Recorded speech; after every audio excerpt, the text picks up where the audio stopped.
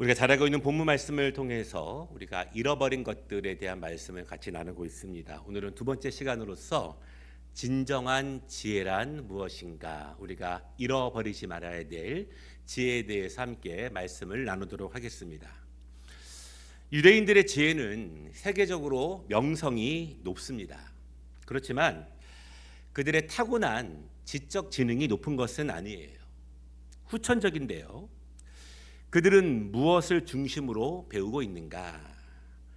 그들의 삶의 중심을 어디에 두고 있는가? 이것이 유대인들의 지혜의 근원입니다. 유대인들에게는 지혜를 담은 책들이 많이 있죠. 그 중에 유명한 책이 바로 탈무드입니다. 탈무드는요, 두 가지가 합쳐진 책인데, 첫째는 미시나라고 하는 것입니다. 이것은 반복된 가르침, 그런 뜻이 있고, 둘째는 게마라인데요, 이것은 보완과 보충, 그런 의미예요. 이 둘이 합쳐지면서 탈무드라는 책을 이루어 가게 됩니다. 먼저 이 미시나는요, 구약 성경의 중요한 내용들을 랍비들이 반복해서 가르치는 자료들이에요. 그러니까 이스라엘 백성들이 수천 년 동안 세대는 달리하고 있지만 계속 반복적으로 배우는 내용이라는 것입니다. 그러니까 할아버지, 할머니가 배웠던 내용들을 부모님들이 배우고 그 자녀들이 배우고 그 후손들이 또 배우게 되는 내용이에요. 왜냐하면 잊지 않고 삶으로 완전히 숙달될 때까지 이 반복적으로 배우는 것을 의미합니다. 두 번째, 이 게마라, 이 보완과 보충은요, 이 구약 성경의 내용들, 미시나의 내용들이 시대가 조금 변할 때마다 랍비들이 상황에 맞게 조금씩 수정하면서 가르치는 자료들을 게마라, 이렇게 말하고 있습니다. 그러니까 성경의 원천적인 가르침을 잊지 않으면서 이 복잡해져가는 현대 상황에서도 바른 성경의 가르침을 따라서 어떻게 살아가야 하느냐, 이것이 바로 이 탈무드의 중요한 내용이에요. 유대인들은요, 이렇게 탈무드를 성경에 버금가게 공부합니다. 그리고 모이면 나누고 토론합니다. 왜냐하면 순간순간의 상황에서 어떻게 내가 가장 지혜로운 길을 택할 수 있을까를 매일매일 훈련하면서 삶을 통해서 이루어 가는 거예요. 한 가지 예를 들어보겠습니다. 이 잠언 6장 9절로 10절 말씀인데요, 우리 한번 자막을 보면서 같이 한번 읽어보겠습니다. 게으른 자여, 내가 어느 때까지 누워 있겠느냐? 내가 어느 때 잠이 깨어 일어나겠느냐? 좀 더 자자, 좀 더 졸자, 손을 모으고 좀 더 누워있지 하면 내 빈궁이 강도같이 오며 내 곰핍이 군사같이 이르리라. 아멘. 이 탈무드에 의해서 이 미시나와 게마라 두 가지로 이 말씀을 접근해 갈 수 있어요. 첫 번째는 현재의 선택이 정말 너에게 최선의 길인지를 생각하라, 이것입니다. 왜냐하면 우리는요, 이 잠시의 만족, 잠시의 편안함, 잠시의 즐거움을 택하지만, 누리지만 아주 조금의 시간이 지난 후에 그런 선택을 한, 그렇게 허비한 자기 자신의 모습을 자책하고 후회한 적이 너무나 많기 때문에 그렇습니다. 우리가 비록 힘들고 피곤한 시간이지만 내가 지금 바로 해야 할 것이 있을 때 그것을 놓치지 않을 수 있도록 바르게 선택하는 것, 그리고 그것을 이루어 갈 수 있는 의지, 이것을 의미하는 거예요. 바른 것을 깨달을 수 있는 지혜와 그것을 이루어 갈 수 있는 의지. 성경적인 지혜는 깨닫는 것에 끝나는 것이 아니라 그것을 이루어 가는 것이 성경적인 지혜입니다. 두 번째는요, 누가 너를 망하게 하는지, 누가 너를 복되게 하는지를 생각하라, 이것입니다. 이 탈무드의 가르침은 이중적인 의미를 담고 있어요. 나를 망하게 하는 것은 결국 나 자신이라는 것입니다. 우둔한 나의 선택들, 좀 더 자고 싶을 때, 좀 더 눕고 싶을 때, 이제는 그만두고 싶을 때, 내가 해야 된다는 것을 알지만 하지 않을 때, 내가 그것을 감당해야 나에게 좋다는 것을 알지만 하지 않을 때, 알면서도 하지 않을 때, 결국 무엇이 나를 복되게 하는지를 알지만 그것을 선택하지 못하고 있는 나 자신이 결국 나를 망하게 한다는 것입니다. 그러니까 나를 망하게 하는 것은 결국 나 자신인 거예요. 여러분, 그러면 이 탈무드의 가르침에 의해서 나를 복되게 하는 것은 무엇일까요? 그것은 나와 반대편에 서 있는 존재입니다.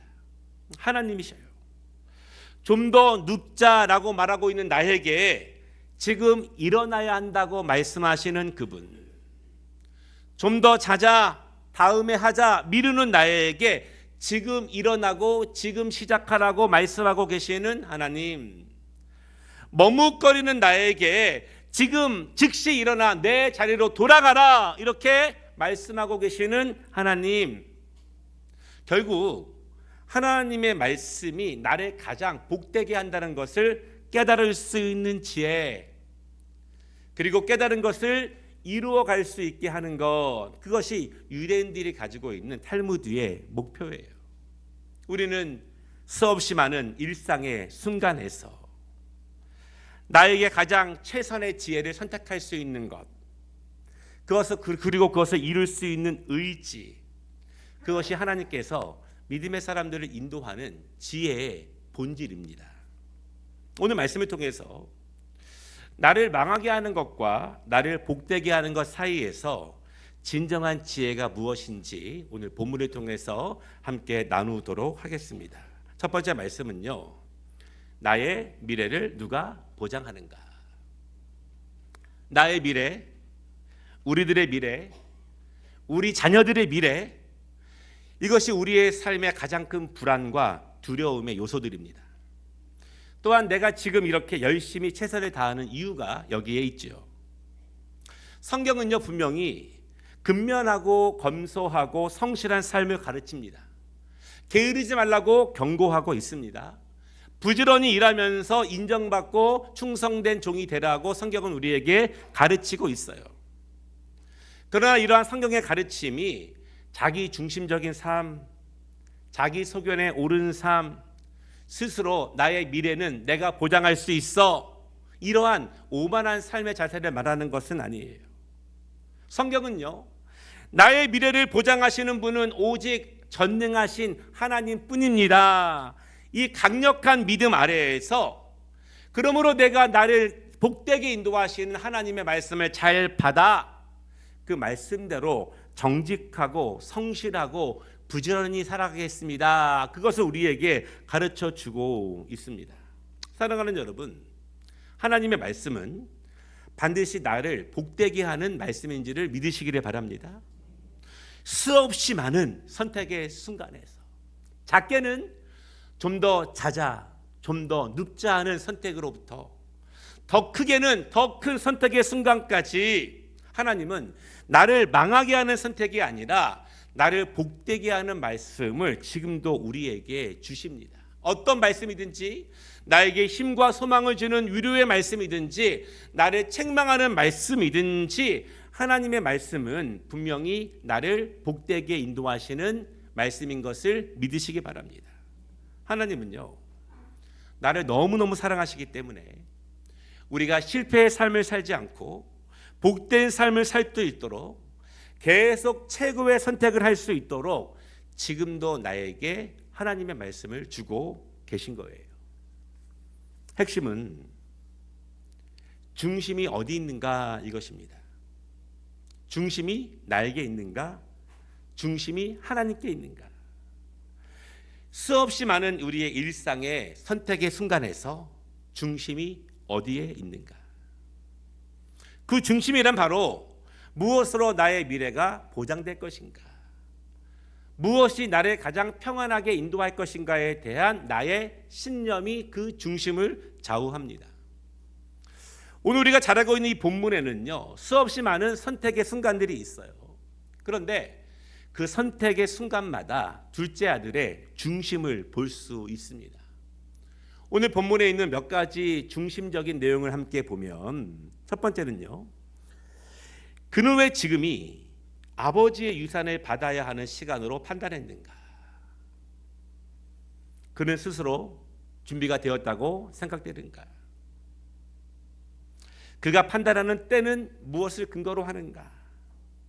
때를 분별할 수 있는 지혜. 두 번째로요, 그의 계획을 이루는데 큰 물질은 꼭 필요한 것인가? 그에게 가장 의지가 되는 것은 물질인가? 물질이 없다면 그의 계획은 아무것도 아닌가? 그가 가장 의지하고 있는 것, 그에게 진정한 힘은 물질뿐인가? 세 번째는요, 그에게 친구들이 다가올 때 그는 어떻게 친구들을 선택했는가?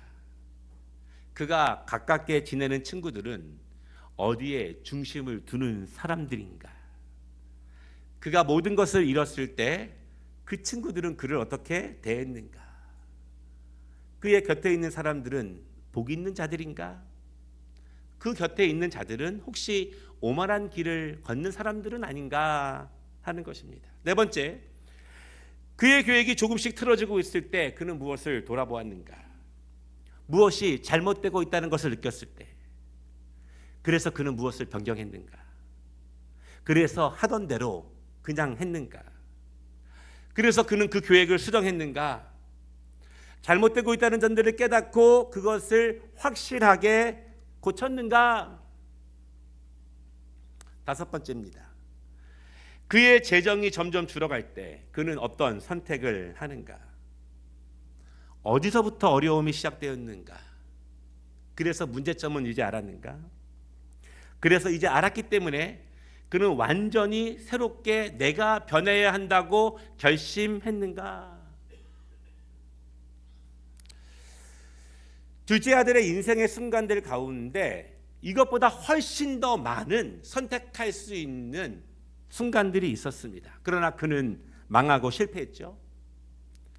그 실패는 총체적인 실패였습니다. 자신이 분명하다고 확신했던 그의 계획의 실패였고, 물질만 있으면 모든 것을 이룰 수 있다고 했던 그의 의지의 실패였고, 어찌 보면 그는 자신의 계획을 이룰 수 있는 능력 자체가 원래부터 없었던 사람으로 보여져요. 여러분, 그렇지만 그는 어찌 보면 수없이 많이 돌아보고 반성하고 후회하고 돌이킬 수 있는, 변화될 수 있는 수없이 많은 선택의 순간들이 있었습니다. 그런데 그러지 못했어요. 왜냐하면 그 중심이 완전히 자기 자신에게 있었기 때문입니다. 완전히 회복할 수 있는 능력 자체를 갖지 못한 자기 자신에게 중심을 둘 때 실패를 돌이킬 수 있는 능력이 그에게 나타날 수가 없습니다. 사실 사람들에게는요, 많은 기회가 있습니다. 아쉬웠을 때 돌이킬 수 있는 기회가 있어요.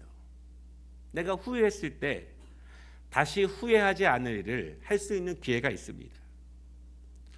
이 길이 아니라고 느꼈을 때, 무엇인가 잘못되고 있다고 느꼈을 때 다시 멈춰서 처음 그 길로 돌아갈 수 있는 기회가 있었어요. 내가 작은 실패를 했을 때 더 큰 실패로 나아가지 않을 기회가 있었습니다. 내가 조금 망하기 시작했을 때 더 큰 망함으로, 완전한 망함으로 나아가지 않을 기회가 있었어요. 내가 작은 성공이 있었을 때 거기서 멈추지 않고 더 큰 성공으로 나갈 수 있는 기회가 있었습니다. 내가 어떤 일 때문에 내가 스스로 자책할 때, 우리는 자책하기 때문에 다시 그것을 반복하지 않을 기회가 있습니다. 그런데 오늘 둘째 아들은 완전히 망할 때까지, 빈털터리가 될 때까지, 그 영혼이 황폐해질 때까지 그는 아무것도 돌이키지 못했고 아무것도 변화되지 못했습니다. 스스로 능력이 없는 것일까? 아니면 아무리 노력하고 애쓰지만 정말 변화는 되지 않는 것인가? 오늘 본문은요, 인간은 원래 어떤 존재인가? 나라고 하는 존재는 원래 어떤 존재인가에 대해서 그 해답을 성경이 우리에게 가르쳐주고 있는 말씀입니다. 인간은요, 항상 더 나은 무엇을 향한 열망으로 가득 차 있습니다. 지금보다 조금 더 나은 편함, 지금보다 조금 더 나은 무엇, 그것이 무엇이든지 인간은 지금보다 더 나은 무엇으로 나아가려고 하는 열망으로 가득 차 있어요. 때로는 지금 좀 충분한데, 어느 정도 괜찮은데 더 나은 것으로 나아가려고 하는 욕망, 야망, 희망. 모든 것이 완벽하게 풍성했고 완벽하게 거룩했던 에덴 동산에서 사탄은요, 처음 사람에게 무엇인가 더 좋은 것이 있다고 부추깁니다. 이런 거죠. 너의 바로 눈앞에 있는, 내가 손을 내밀어 따기만 하면 얻을 수 있는, 네가 손을 내밀어서 조금만 힘을 쓰면 얻을 수 있는 바로 그 열매, 그 선악을 아는 열매를 먹기만 하면 너는 눈이 밝아질 거야. 그러면 너는 하나님과 같은 존재가 될 거야. 멀리 있는 것이 아니라 바로 내 눈앞에 있는 것처럼, 내가 조금의 힘만 기울이면 얻을 수 있는 것처럼 보이는 그것. 그러나 처음 인간이 자신이 원하던 것들을 얻었을까요?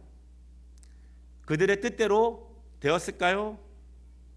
이렇게 묻고 싶습니다. 처음 인간의 선택과 결정, 그것이 원래는 좋은 계획인데 중간에 문제가 생겨서 그들의 좋았던 계획이 실패한 것인가, 아니면 그들의 계획은, 그들의 소망은 처음부터 잘못된 것인가? 처음부터 실패가 예정된 그들의 소망인가, 그들의 계획인가, 그들의 노력인가, 실패가 보장된 그들의 의지인가? 우리는 이미 그 답을 알고 있죠. 여러분, 이것이 죄성으로 임박힌 인간 존재의 한계입니다. 죄성으로 임박힌 나라고 하는 존재의 한계예요. 인간 스스로는 절대로 가장 선하고 가장 아름다운 미래로 나아갈 수 없다는 것입니다. 둘째 아들의 힘과 의지로는 스스로의 미래를 보장할 수 없다는 사실이에요. 어찌 보면 오늘 둘째 아들처럼 처음 사람 이후에 인간들은요, 수없이 많은 기회들이 있었습니다. 구약 성경을 보십시오. 얼마나 많은 후회와 실패가 있었습니까? 그때마다 실패를 보고 눈물을 보고 슬픔을 보고 다시 돌이킬 수 있는 기회, 다시 반복하지 않을 수 있는 기회, 이제 내가 깨달았기 때문에 조상들의 실패를 보면서 이제는 내가 선하고 아름다운 선택을 할 수 있는 기회가 얼마나 많이 있었습니까? 그러나 그들은 다 실패했어요. 사람에게는 기회가 없었던 것이 아니라 기회가 아예 없어서 그들이 실패하는 것이 아닙니다. 기회는 많았어요. 기회는 수도 없이 많았습니다. 실패한 것은 그들의 책임이에요. 실패한 것은 명백하게 둘째 아들의 책임입니다. 오늘 말씀을 통해서 우리는 둘째 아들은요, 스스로 자신의 능력과 계획으로 자신의 미래를 보장할 수 없다는 것을 우리는 보았습니다. 이것이 인간 존재가 가진 한계예요. 그것을 깨닫는 것이 오늘 말씀의 중요한 목적입니다. 사랑하는 여러분, 누구나 계획은 있어요. 그러나 하나님이 중심 되시지 않는 계획은, 하나님께로부터 나오지 않은 교회는, 하나님과 함께하지 않는 계획은 절대로 나의 미래를 보장할 수 없습니다. 그것을 깨닫는 지혜를 얻으시기를 주님의 이름으로 축복합니다. 두 번째 말씀은요, 지혜로운 선택을 방해하는 것들.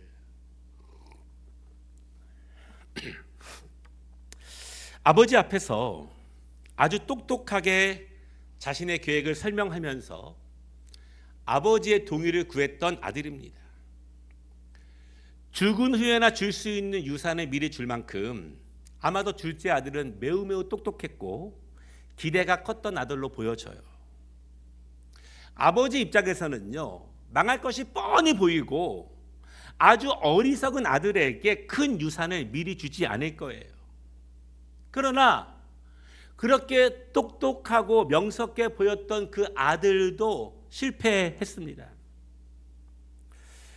우리는 물론 지난주 말씀부터 그의 출발부터 실패로 향했다 이렇게 말씀을 나누었죠. 그런데 그 실패를 더 빨리, 그 실패를 더 크게, 그 실패를 더 깊게 몰아가는 것들이 있습니다. 더 바람을 막 부는 것들이 있어요. 더 실패로 빨리 가라고. 내가 깨닫고 다시 돌아오려고 할 때마다, 내가 후회해서 이제는 반복하지 않으려고 애쓸 때마다, 이젠 내가 새롭게 출발하려고 기도하고 결단할 때마다, 이제는 내가 정말 말씀대로 살아보려고 각오하고 결단할 때마다 그것들을 못하게 방해하는 것들이 있어요. 우리를 속이는 존재들이 있다는 것입니다. 바르게 보지 못하게 우리의 눈을 막는 존재가 있고, 내 귀에 들리는 것을 왜곡하는 존재들이 있어요. 무엇이 우리를 그렇게 만들까요?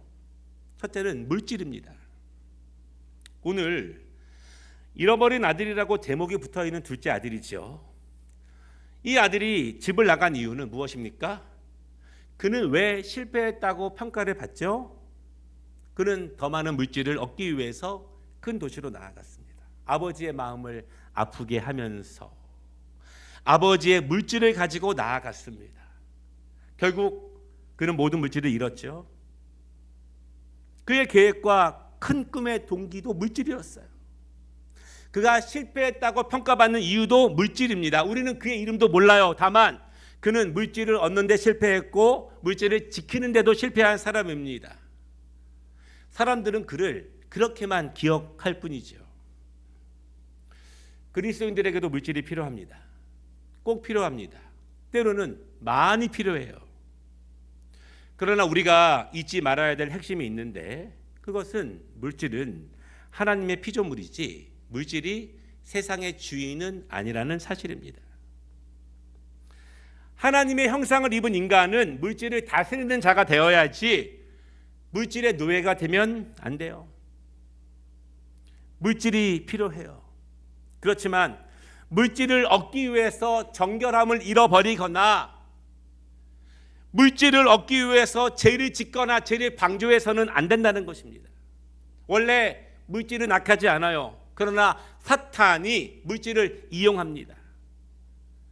그래서 인간이 그것을 악하게 얻게 우리를 부추기고 악하게 사용하도록 우리를 부추깁니다. 욕망을 위해 사용하도록. 그러면 결국 물질도 망하게 되고 인간도 망하게 되죠. 사랑하는 여러분, 우리가 물질이 필요하지만 물질이 중심이 되면 지혜는 사라집니다. 물질이 중심이 되면 영적인 결정을 못하게 됩니다. 물질이 중심이 되면 영적인 결정을 계속 미루기만 하게 돼요. 결국 물질이 중심이 되면 물질도 잃고 하나님도 잃게 된다는 사실을 여러분 꼭 기억하시기를 바랍니다. 물질의 주인 되시는 하나님이 중심 되셔야 물질을 얻고 물질을 지킬 수도 있고 그 물질을 통해서 거룩하고 선하고 더 크게 사용할 수 있음을 믿으시기를 바랍니다. 하나님은 충성된 종에게는 더 많은 것을 맡기신다고 말씀하셨기 때문에 그래요. 물질이 중심이 되면 하나님이 기뻐하시는 지혜로 더 나아갈 수가 없습니다. 두 번째로 우리를 실패로 더욱더 몰아가게 하는 것은 사람이에요. 사람은 우리를 살리기도 하고 망하기도 합니다. 사람을 통해서 성공으로 나아가기도 하지만 사람 때문에 실패하기도 합니다. 그래서 우리는 물질이 중심이 되는 사람과 함께하면 망하게 돼요. 여러분, 복음적인 가정은요, 물질이 중심되지 않습니다. 하나님이 중심 되시면 물질은 따라온다는 것을 믿으시기를 바랍니다. 그러나 오늘 둘째 아들, 그의 친구들, 그 친구들은 왜 둘째 아들 곁으로 모여들었을까요? 그 친구들은 언제 둘째 아들을 떠나갔습니까? 그들은 사람을 보고 온 것이 아니라 물질로 인해서 왔다가 간 거예요. 우리 그리스도인들이 기억해야 되는 것이 있습니다. 우리는 영적 분별력이 필요합니다. 사람을 바르게 볼 수 있는 능력도 영적인 능력이에요. 우리는 사람을 만날 때마다 기도하고 만나야 합니다. 누가 살리는 사람인지, 누가 망하게 하는 사람인지를 분별해야 합니다. 누가 나를 속이는 사람인지, 누가 나를 강건함으로 인도하는 사람인지를 분별하기 위해서 우리는 기도하면서 만나야 돼요.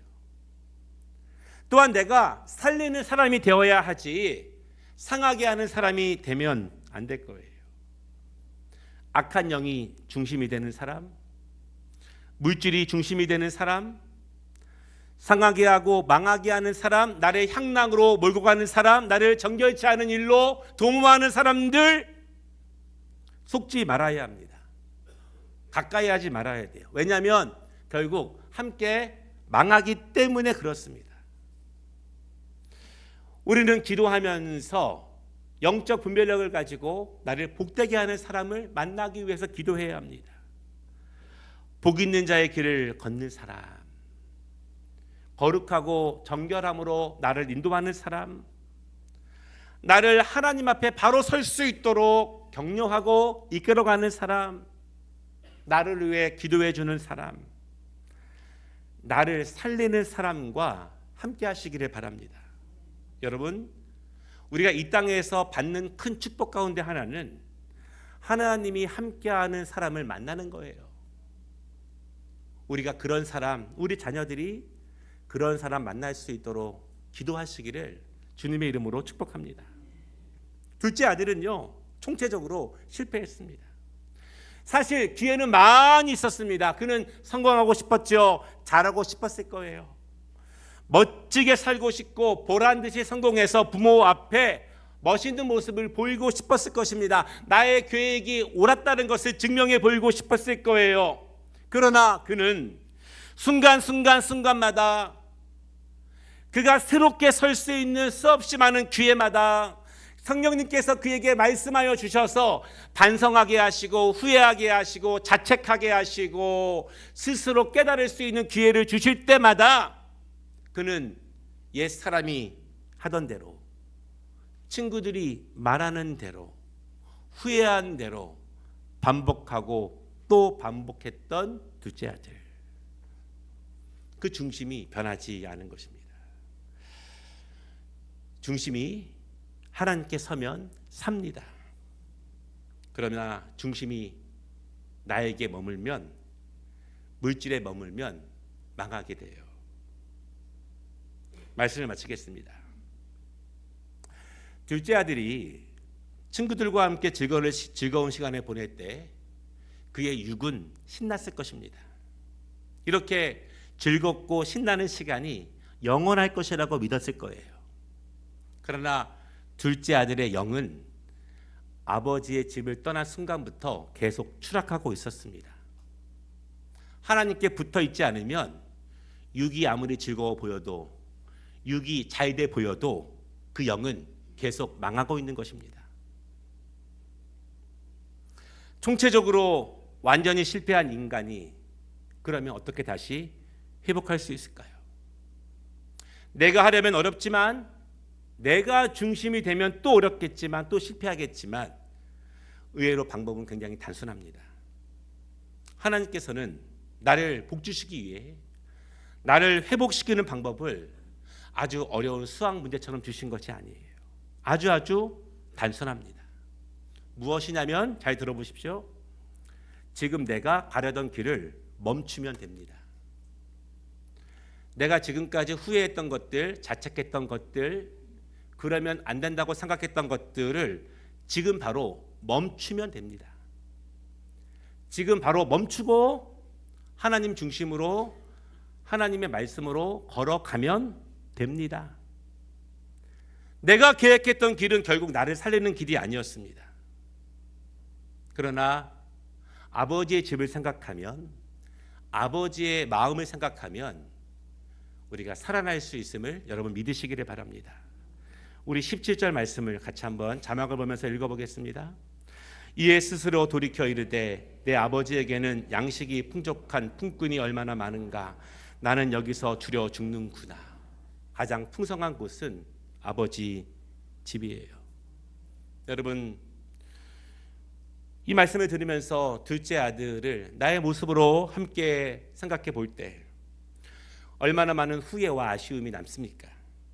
그러나 이제 생각만 하지 마시고 후회만 하지 마시고 결심만 하지 마시고 아버지 집으로 돌아가시기를 바랍니다. 그러면 잃어버린 모든 것들이 다시 회복됩니다. 그 영이 회복돼요. 왜냐하면 인간은 아버지의 영으로 채워질 때 진정으로 살기 때문에 그렇습니다. 우리의 미래는 하나님이 보장하십니다. 그것을 믿고 진정한 지혜로 나아가시는 우리 모두가 되시기를 주님의 이름으로 축복합니다.